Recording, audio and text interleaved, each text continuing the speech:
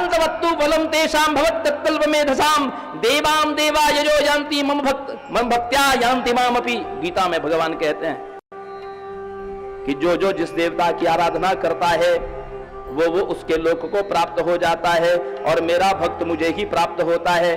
तो प्रभु लेकिन अंत समय जब आता है तो मुख से राम नहीं निकलता, क्यों नहीं निकलता? अंत समय में मुख से राम नाम क्यों नहीं निकलता? इसलिए कि जब आपके प्राण निकलते हैं तो प्राण और समान वायु दोनों जब अलग होते हैं, तो जैसे ही प्राण और अपान दोनों प्राण और समान वायु दोनों विभक्त होती है प्राण विसर्जन के समय, तो प्राण ऊपर की तरफ चढ़ते हैं, समान वायु नीचे की तरफ जाती है। अब प्राण वायु जब ऊपर की ओर आती है तो हमारे वक्षस्थल में जितना कफ है वो कंठ में जाकर के जम जाता है। व्यक्ति कुछ बोलना चाहे तो बोल नहीं पाता, व्यक्ति बोलना चाहे तो बोल नहीं पाता।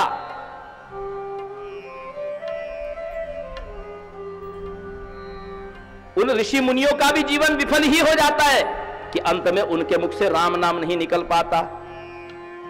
और आप कहते हैं कि मैं अमर हो जाऊं। जिस राम का नाम लोग ले नहीं पाते जन्म जन्म जपने पर भी, सो मम लोचन गोचर आगे, वो मेरे आंखों के सामने साक्षात खड़े हैं। और बहुरे की प्रभु अस बन ही बनावा, प्रभु ऐसी मृत्यु अब कभी जीवन में किसी के बनने वाली नहीं है। इसलिए मेरे मन में कोई विषाद नहीं है, मैं कोई शिकायत नहीं रखता। भगवान ने कहा लेकिन तुमने ताना तो मार ही दिया, ठीक है तुम्हारा ये ऋण मैं याद रखूंगा। द्वापर युग में आने वाले 28वें द्वापर युग में जब मेरा कृष्णावतार होगा, तू भी व्याध बन जाना और तेरे हाथों में मृत्यु को स्वीकार करूंगा। जरा नाम के व्याध से भगवान श्री कृष्ण ने मृत्यु को स्वीकार किया। यह बाली था और केवल भगवान का अंत्य संस्कार कहां पर हुआ है? प्रभास क्षेत्र में भालका तीर्थ है, वहां पर भगवान को जरा व्याध ने बाण मारा और अर्जुन भगवान का दिव्य देह लेकर के जगन्नाथपुरी गए, स्वर्गद्वार समुद्र के तट पर। वहां पर भगवान के पार्थिव शरीर का संस्कार किया। भगवान का जलता हुआ हृदय कई वर्षों तक समुद्र में बहता रहा, हृदय जलता रहा और इंद्रद्युम्न नाम के राजा को प्राप्त हुआ। और इंद्रद्युम्न राजा को भगवान ने स्वप्न में संदेश दिया कि तुम मेरी दारुमयी प्रतिमा बनाओ, काष्ठ की लकड़ी की, नीम की लकड़ी की प्रतिमा बनाओ और उसमें इस दिव्य तत्व को, ब्रह्म तत्व को स्थापित करो। भगवान जगन्नाथ की प्रतिमा में आज भी जो ब्रह्म तत्व स्थापित किया जाता है वो भगवान श्री कृष्ण का हृदय है। प्रत्येक 12 वर्ष में जब प्रतिमा बदली जाती है तो उस समय जगन्नाथपुरी समेत भुवनेश्वर आदि की लाइटें बंद कर दी जाती है, बिजली विद्युत बंद कर दी जाती है और जो महापात्र महापुजारी जो होते हैं महाब्राह्मण, उनको आंखों में पट्टी बांध दी जाती है, हाथ में दास्ताने पहना दिए जाते हैं और वो उस ब्रह्म तत्व को लेकर के नए जगन्नाथ भगवान की मूर्ति में प्रस्थापित करते हैं।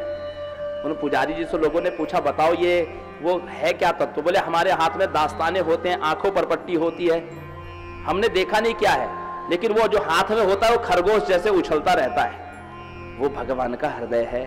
जगन्नाथ भगवान कलयुग के देवता माने जाते हैं। प्रत्येक 12 वर्ष में और जब जगन्नाथ भगवान की प्रतिष्ठा होती है तो पहला पूजन कौन करता है? बोले जरा व्याध के वंशजों को पहला पूजन का अधिकार दिया जाता है। जिसने भगवान को मारा है उसी को भगवान ने अपनी पूजा का पहला अधिकार दिया है वहां पर। किस लिए? कि ये बाली के वंशज है, ये बाली जो जरा बना उसी के वंशज है, उसको पहली पूजा का पहला अधिकार। तारा रोती रही, भगवान ने समझाया कि चित जल पावक गगन समीरा, पंच रचित यह अधम शरीरा।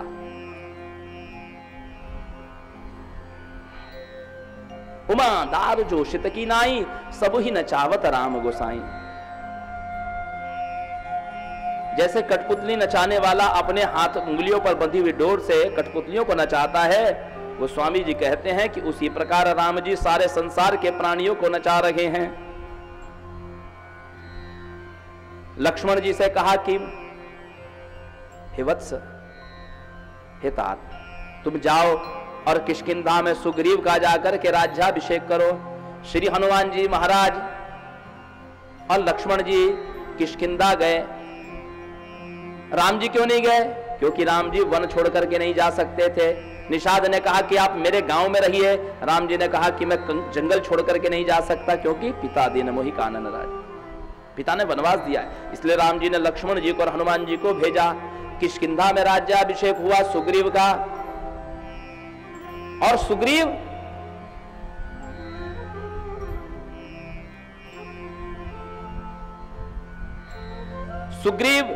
भोग में लिप्त होकर के अपने कर्तव्य को भूल गया। वर्षा ऋतु, ग्रीष्म ऋतु बीती, वर्षा ऋतु आई। राम जी प्रतीक्षा कर रहे हैं।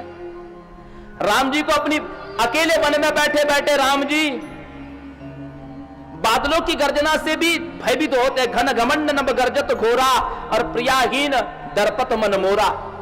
जिससे सारा संसार डर रहा है वो भगवान बादलों की गर्जना से डर रहे हैं।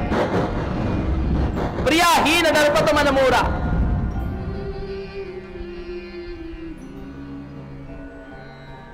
वर्षा ऋतु बीती, शरद ऋतु आ गई। शरद ऋतु में तो वर्षा का जल जो होता है निर्मल हो जाता है। आकाश में मघा नक्षत्र जब चल जाती है 15 दिन की, तो ये जितने भी नदी तालाब में वर्षा का जो जल है, जो गंदा जल है, मटमैला जल है, वो सारी मिट्टी नीचे बैठ जाती है और मछलियां बड़ी सुखी हो जाती है वर्षा ऋतु में। सुखी मीन जह नीर अगाधा।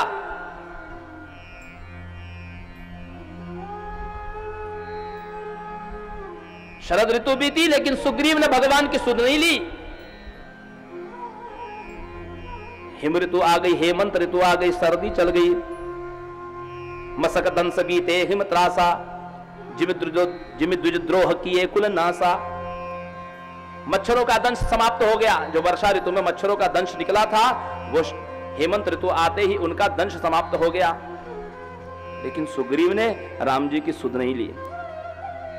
भगवान ने लक्ष्मण जी को बुलाया और हनुमान जी को बुलाया। सुनो, जाओ, सुग्रीव मेरी सुध नहीं ले रहा है, लगता है वो भोग में लिप्त हो गया है।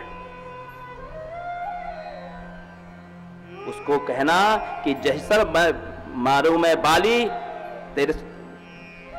तेहिसर बधूं कह काली। उससे कह देना, जिस बाण से मैंने बाली को मारा है ना, कल उसी बाण से मैं तुम्हें मारूंगा। हनुमान जी और लक्ष्मण जी ने जाकर के समझाया। सुग्रीव को गलती का बड़ा पश्चाताप हुआ। आके भगवान के चरणों में लौट गए सुग्रीव कि हे प्रभु, आपकी माया के वशीभूत होकर के लोग आपको ही भूल जाते हैं।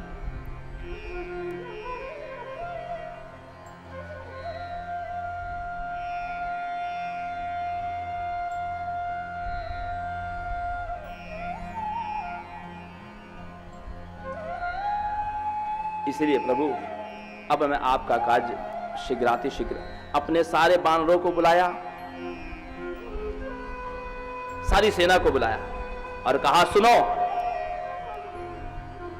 एक छोटा दल भेजा पूर्व दिशा में, दूसरा उत्तर दिशा में, तीसरा पश्चिम दिशा में, और जो प्रमुख दल था जिसमें जामवंत जी थे, अंगद जी थे। बाली ने मरते समय अपने पुत्र अंगद को भगवान को सौंप दिया था। अंगद, हनुमान जी।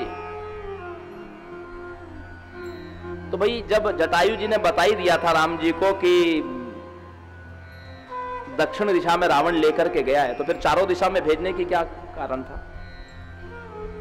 बोले इसलिए क्योंकि राक्षसों की माया को नहीं जाना जा सकता। हो सकता है कि वो दिखाए दक्षिण में और चले जाए उत्तर की ओर, इसलिए 3 अलग अलग दिशाओं में भी दल भेजे और जो प्रमुख दल था उसको दक्षिण दिशा में भेजा। 1 महीने के भीतर यदि पता लगा करके नहीं आए तो तुम सबको मृत्युदंड दे दूंगा, सुग्रीव ने कहा। दक्षिण दिशा में चलते चलते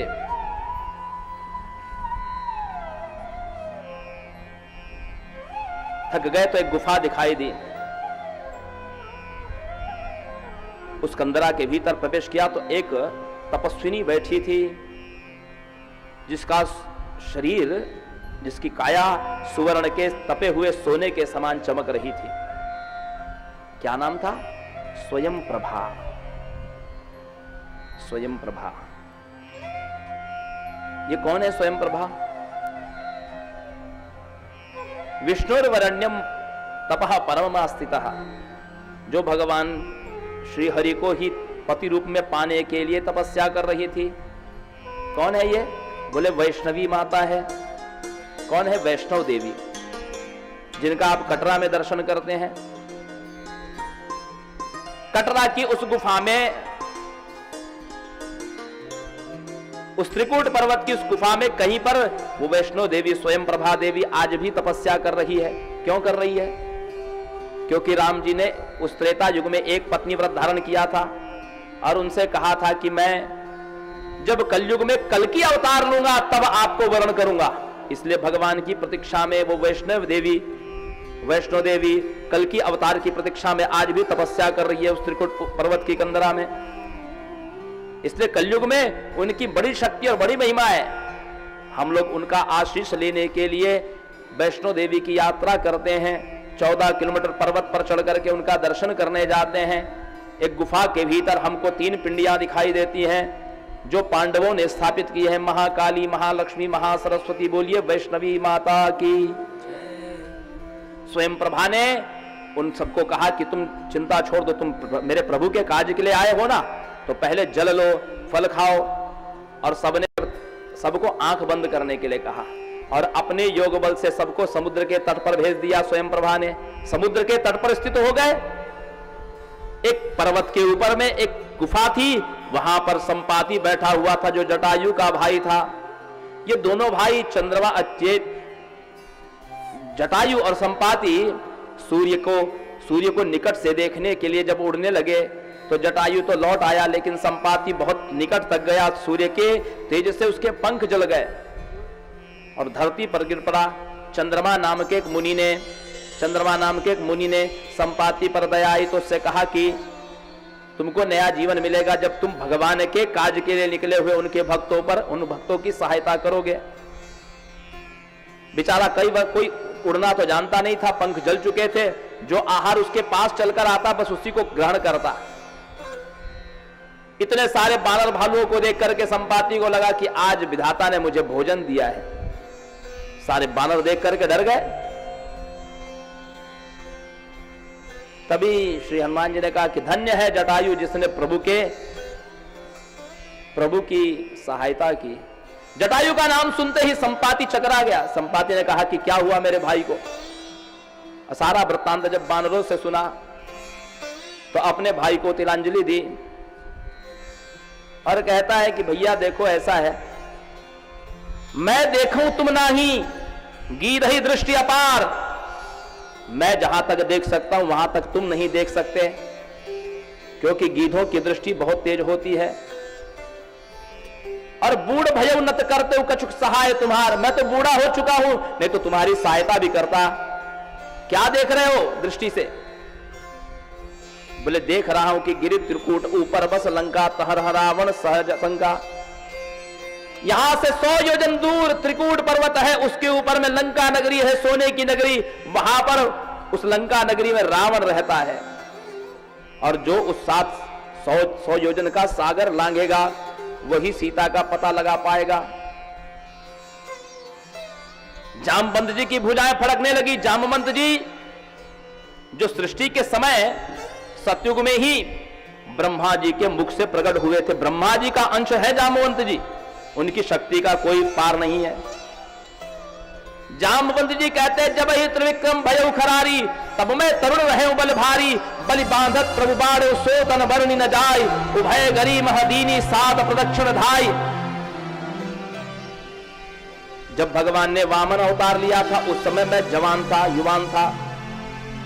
और इतना ही नहीं, मैं इतना शक्तिशाली था कि भगवान ने जब विराट रूप धारण किया था तो मैंने दौड़ करके केवल 2 घड़ी में कितने में? 2 घड़ी में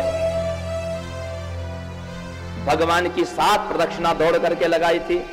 लेकिन अब मैं बूढ़ा हो चला हूं। एक वानर कहता है कि 10 योजन की तो छलांग मैं भी लगा सकता हूं।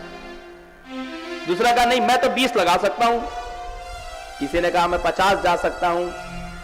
कोई कहा मैं 80 तक तो पहुंच जाऊंगा। अंगद कहता है अंगद कहीं जाऊं मैं पारा, लेकिन जिए संशय कछु फिरती बारा।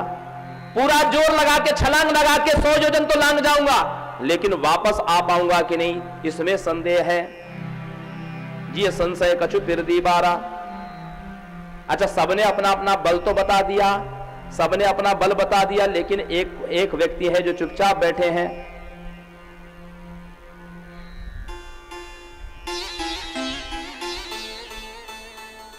कौन है वो जो शांत बैठे हैं?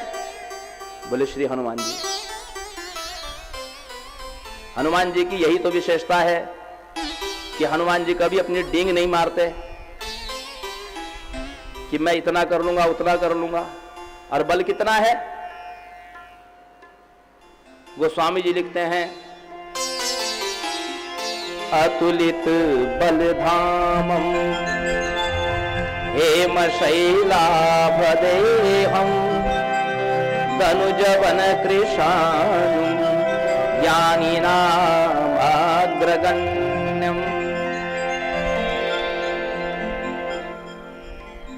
रामचरितमानस में एकमात्र मालिनी छंद ये है, अतुलित बलधाम मालिनी छंद है,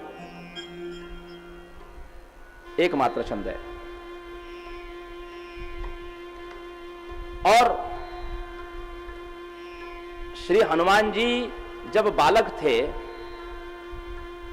तो कहते हैं कि वो सूर्य को निगलने के लिए पहुंच गए। देवराज इंद्र ने अपने वज्र से उनके हनु पर प्रहार किया, उनका हनु टेढ़ा हो गया। इसलिए श्री हनुमान जी को हम हनुमान कहते हैं। हनु यानी ठोड़ी।